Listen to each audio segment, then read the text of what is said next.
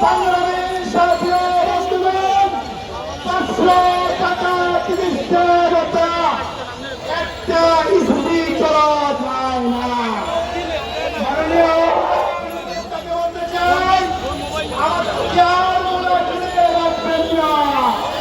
রক্তটা খোঁজ দিয়েছি, আর রক্ত দিয়ে জাতীয় ছাড়ব না। সকলকে শান্তি ধন্যবাদ জানিয়ে অবস্থান করার জন্য আহ্বান জানিয়ে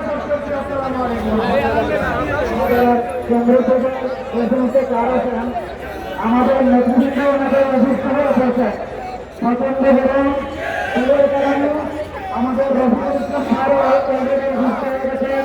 এখানে যে আমার পাশে নিজের স্যার ছিলেন জুম্মা হতে, উনিও অসুস্থতা বোধ করছেন। একটু ওনাদেরকে দেখার জন্য এবং সকলে ঘোরার জন্য আমি দরখাস্ত করছি।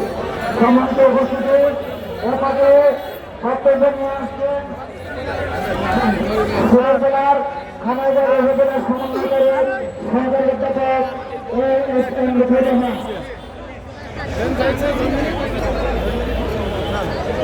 স্যার একটা অ্যালার্ম দেন একটু, একজন লোক মোবাইল নম্বর সবাই